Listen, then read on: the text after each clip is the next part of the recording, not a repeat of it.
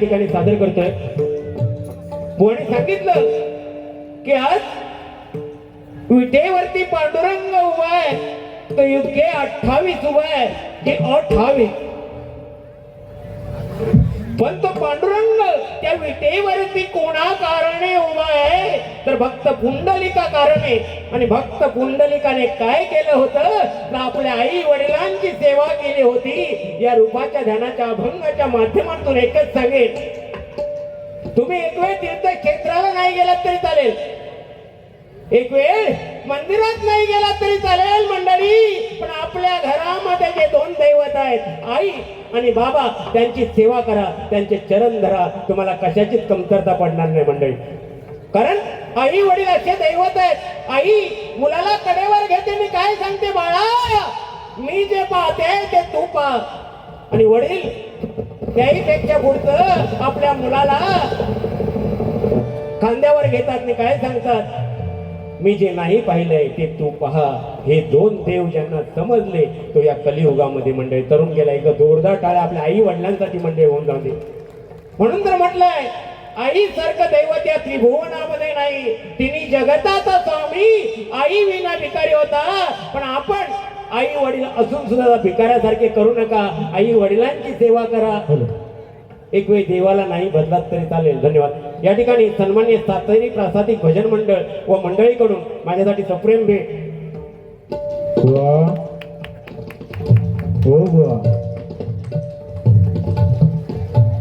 जरा वेळेचा बंधन. धन्यवाद. लक्ष्मी आरालाय. जरा वेळेचं बंधन पाळा. धन्यवाद.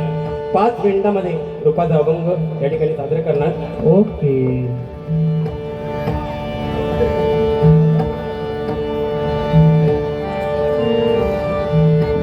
ओके. इकडे लोक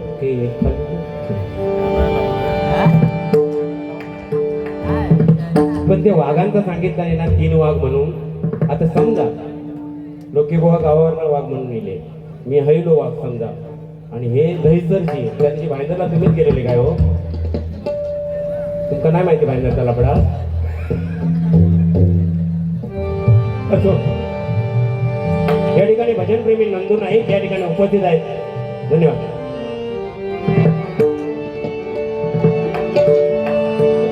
गप धनी सा सानी धप धनी धप मग मग मरे सा.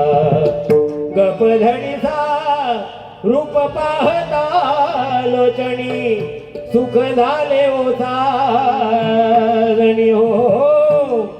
रूप पाहता लोचणी सुख झाले ओ साजणी.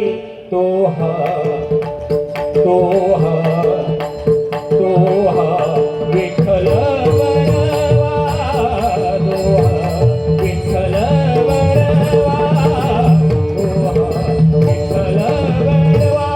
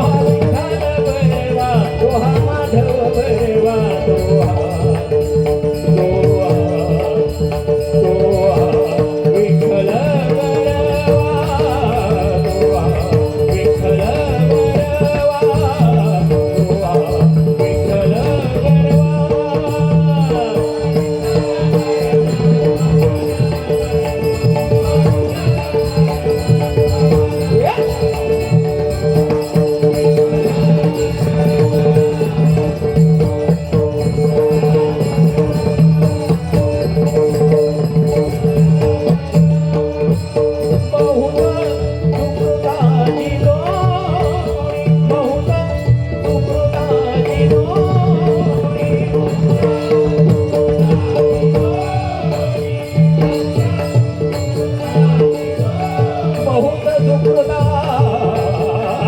जोडी बहुत सुकृताची जोडी बहुत सुकृताची जोडी